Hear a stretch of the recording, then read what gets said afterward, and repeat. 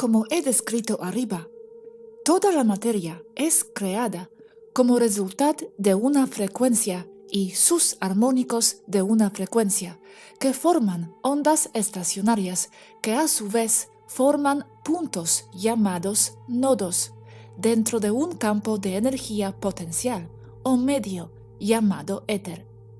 Un nodo es un objeto, materia sólida. Para que una frecuencia sea considerada como tal, debe tener un lapso de tiempo como intervalo entre sus crestas y sus valles, porque toda frecuencia es una serie de ondas dentro de un campo energético, y esa variación es dada por un observador con conciencia, porque depende de un marco temporal o intervalo, que es consecuencia directa del nivel que tenga la conciencia del observador, que determina la densidad existencial que percibe, tal y como está descrito arriba. La armónica de una frecuencia es la combinación y secuencia matemáticamente precisa de cambios en las frecuencias que crean tanto objetos como las secuencias dinámicas de movimientos entre esos objetos perceptualmente sólidos. Toda secuencia dinámica en un orden preciso son armónicas de una frecuencia y funcionan como una secuencia lineal de ondas dentro del medio de energía potencial, moviéndose para crear una onda estacionaria o un nodo. Este movimiento, para crear ondas estacionarias, para formar un nodo, es un flujo o una corriente de energía dentro del éter, y esta corriente es la gravedad. Todos los objetos, grandes o pequeños, son el resultado de este flujo gravitatorio. Un planeta, una estrella o un hoyo negro son formados en sus locaciones precisas porque hay un flujo gravitatorio convergiendo en esa locación o en ese punto en particular, y sus armónicos de una frecuencia crean una onda estacionaria o nodo conocido como un objeto. Así que ningún objeto, grande o pequeño, tiene gravedad. La gravedad no es el resultado de la masa y de la materia. La gravedad es lo que forma la masa y la materia, y es directamente proporcional. Rayo tractor. Prácticamente todas las naves vienen equipadas con un rayo tractor. Se usa para muchas cosas, desde simple movimiento de carga, subiendo o bajando cosas de una nave, o puede ser usado para jalar o para empujar objetos grandes como otra nave. El rayo que se usa para lograr esto es gravedad controlada. Esto se logra usando una turbina esférica con una apertura grande en un extremo. Esta turbina está compuesta de muchas otras esféricas internas contrarrotatorias, puesta como capas de cebolla, cada una girando en la dirección opuesta a la otra, una en una dirección, la siguiente en la dirección opuesta, y la siguiente de nuevo en la primera dirección, y así sucesivamente. Y están hechas de un material especial, no magnético, cerámico, aleación metálica.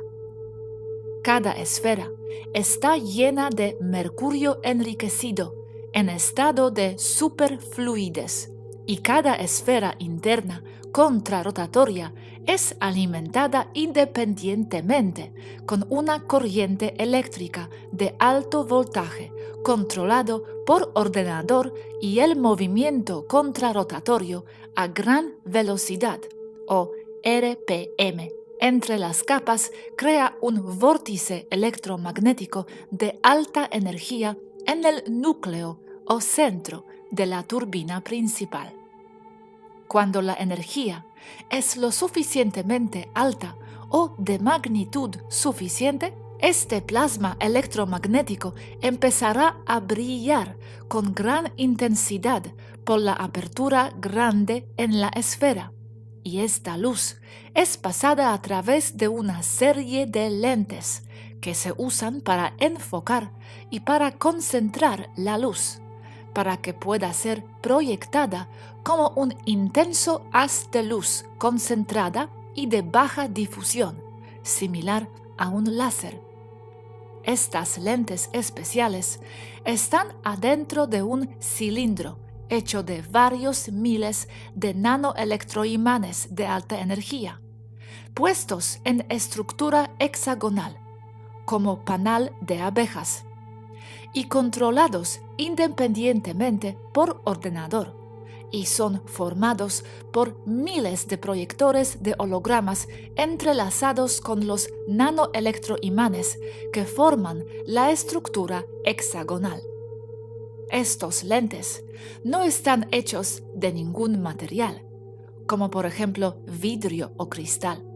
Son un holograma, pero su naturaleza de alta energía tiene el mismo efecto sobre la luz de plasma concentrada como si fueran objetos sólidos, con la ventaja de que se pueden modificar completamente a voluntad para controlar sus efectos sobre el haz de luz saliente.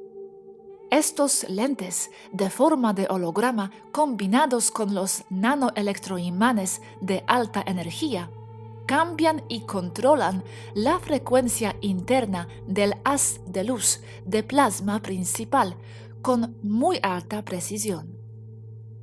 La relación exacta, distancia y velocidad relativa entre las esferas contrarotatorias de la turbina principal resulta en un cambio en la frecuencia de salida del campo de luz plasma que generan, y todo está controlado por el ordenador y son girados por el mismo principio de un motor eléctrico. Estos cambios de frecuencia dentro del plasma que da lugar al haz de luz, por su naturaleza de alta energía de frecuencia controlada, son el equivalente a un campo gravitatorio dentro del haz de luz, en relación con los alrededores. La nave que usa el rayo tractor tiene sensores especiales que le dan a su ordenador las lecturas de frecuencia exactas de los campos gravitatorios de los alrededores. Una vez que ya se ha determinado la frecuencia exacta del flujo gravitatorio que envuelve el lugar, se puede generar la frecuencia opuesta exacta con el rayo tractor, y todos los objetos dentro de su área de influencia ya no serán afectados por el campo gravitatorio del lugar. Estarán bajo la influencia del rayo tractor, y manipulando la frecuencia de salida de este, determinará si un objeto dentro del haz de luz se moverá hacia arriba, hacia la nave, o bajará de la nave hacia el suelo, y los cambios pequeños en su frecuencia controlarán la velocidad con la cual esos objetos se moverán dentro de su área de influencia. Mientras que las turbinas esféricas contrarrotatorias principales controlan la frecuencia base de salida de la luz plasma y su poder o potencia total, los nanoelectroimanes de alta energía adentro del tambor de salida combinados con los lentes holográficos controlan los cambios minúsculos y los detalles en la frecuencia de salida del haz de luz. Los lentes de alta energía pueden tomar cualquier forma o formar cualquier figura para permitir que el rayo tractor sirva también como un proyector. las lentes holográficas pueden formar cualquier figura o objeto exacto a nivel de detalle subatómico que dicte el ordenador. Esta figura o objeto es formado por frecuencias exactas de magnetismo y luz en relación exacta entre sí. Esa exacta relación entre sí es lo que determina la forma y detalles del objeto. Esto se puede ver o entender como una construcción frecuencial de índole matemático, como fue explicado más atrás. Esto significa que el rayo tractor puede proyectar cualquier objeto y forma en el suelo o dentro de otro campo o matriz de frecuencias, área. Las frecuencias de alta energía controladas del rayo tractor, que resultan en un campo gravitacional, si están siendo generados con suficiente energía o poder de manera exacta, pueden cambiar la frecuencia de la materia bajo su influencia, usando el principio de la frecuencia dominante. Cuando un objeto material tiene una frecuencia específica de materia y es expuesto ante otra de mayor poder y energía, ésta cambiará su frecuencia a la de la más fuerte. La combinación entre los proyectores holográficos y los nanoelectroimanes de alta energía, que son capaces de reproducir detalles minúsculos a nivel molecular, resultan en una matriz frecuencial muy precisa, formada en el cilindro de estructura hexagonal, salida del plasma, del rayo tractor, que subsecuentemente lo transferirá a una matriz frecuencial externa o hacia el llamado mundo exterior. La matriz gravitatoria de alta energía dentro del tambor de salida del rayo tractor puede formar un objeto, primero un holograma de él, como matriz energética, como mapa completo, con todos sus cambios internos en sus frecuencias de materia y toda su armónica de frecuencias internas controlando dichas frecuencias. Esto significa que podemos crear un objeto con nuestro ordenador para luego injertarlo a un mundo exterior, como un objeto real de materia sólida que, desde el punto de vista de un observador a nivel de suelo, tal objeto se habrá manifestado literalmente de la nada. Esto es esencialmente crear materia dura y real a partir de la energía. Y la energía usada para crear el objeto de materia dura viene o proviene del rayo tractor y a su vez del reactor que le suministra energía a toda la nave involucrada en el proceso. Podemos describir esta función del rayo tractor como una avanzada impresora 3D, con base en energía y manipulación precisa de frecuencias y sus armónicos que lo componen. Añadiendo complejidad al proceso e imprimiendo una secuencia numérica precisa dentro de los armónicos de frecuencias que han sido usadas, como se ha descrito arriba, también podemos insertar una situación dinámica con movimiento y secuencia o secuencias de eventos dentro de otro al que conocemos como el mundo externo. Como el rayo tractor controla las frecuencias exactas y las armónicas de unas frecuencias exactas involucradas en el proceso, así como las relaciones matemáticas con el ambiente externo receptor, el objeto que una vez fue solo un holograma permanecerá como un objeto sólido, porque las armónicas de una frecuencia involucradas continúan alimentando las ondas estacionarias y por lo tanto también los nodos creados de esta forma no se disuelven a convertirse de nuevo en energía potencial.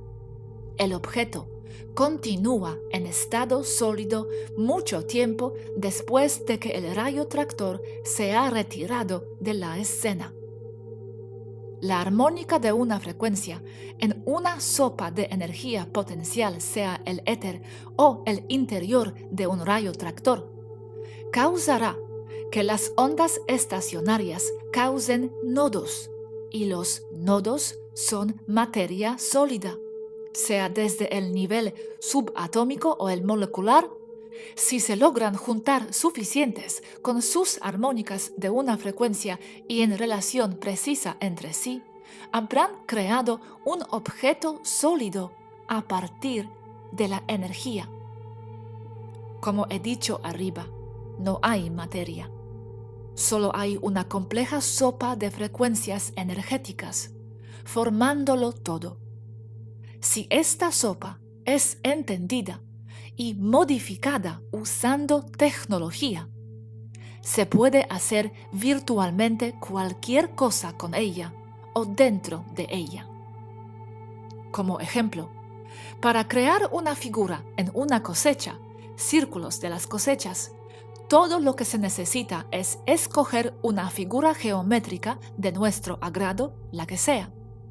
Luego, nuestro ordenador lo pasará a través de los proyectores en el tambor hexagonal de salida de nuestro rayo tractor, que modificará el plasma de alta energía electromagnética y gravitacional que sale de las esferas contrarrotatorias que lo generan, que imprimirán la figura geométrica que hemos escogido en el plantio o cosecha abajo en el suelo, porque cada área dentro del haz de luz del rayo tractor tiene un valor gravitatorio energético diferente, dependiendo de la forma geométrica deseada al seguir lo que dicten los proyectores holográficos. La impresión de la figura geométrica en el campo de cosechas se puede hacer solamente usando el sistema de pisado-impresión gravitatorio únicamente, pero resultará en un acabado invasivo y desordenado en las plantas al ser dobladas a la fuerza. Pero si cambiamos también los valores de los armónicos de las frecuencias de la materia que compone los tallos de las cosechas a una distancia precisa del suelo, usando nuestro rayo tractor, podemos forzar los nodos de las plantas a cambiar de recto a doblado a voluntad. Esto no es doblar las cosechas para formar la figura. Esto es reestructurarlas a un patrón doblado usando nuestra tecnología. Como este proceso no es absolutamente perfecto y puede involucrar algunos elementos que no fueron considerados, como podría ser polvo, tierra o escombros sobre los tallos de las plantas cuya estructura hemos alterado usando el rayo tractor, así como pequeñas variaciones dentro de la matriz energética durante el proceso, un poco de energía en exceso quedará en el área, resultando en una cantidad pequeña, pero medible, de radiación ionizante presente ahí. Esto ocurre cuando un objeto es creado por medio del proceso descrito arriba, pero esta radiación es muy débil y no representa un problema, y no es dañina. Sensores de frecuencias.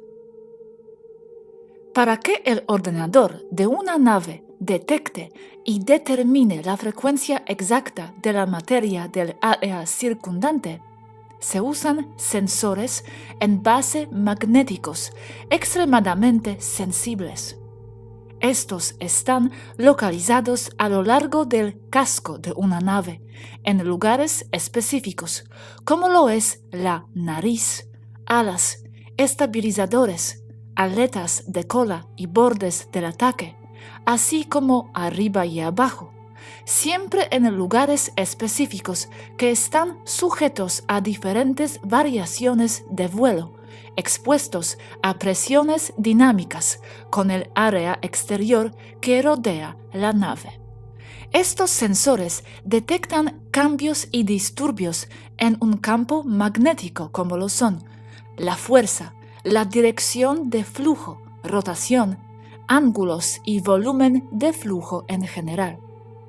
Funcionan de dos maneras o aspectos de detección. Uno que detecta el campo magnético general o total y el otro que detecta variaciones dentro del campo magnético llamados componentes de vector. Estos son los puntos individuales dentro del campo y flujo magnético y cómo se interrelacionan. Los campos magnéticos están muy relacionados con los campos gravitatorios, siendo esencialmente lo mismo.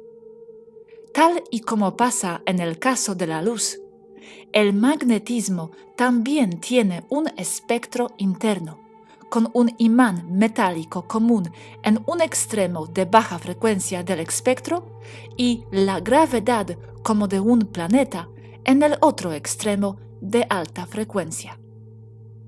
La gravedad es un flujo de fondo de alta frecuencia, como es descrito arriba, y un campo magnético es un punto concentrado dentro de este flujo, usualmente de frecuencia mucho más baja.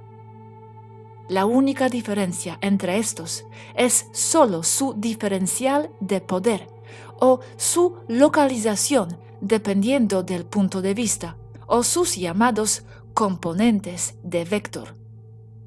Podemos detectar un flujo gravitatorio de una locación en particular comparando el valor del flujo magnético dentro de un sensor o instrumento de medición con los cambios que ocurren en él cuando es expuesto al ambiente externo.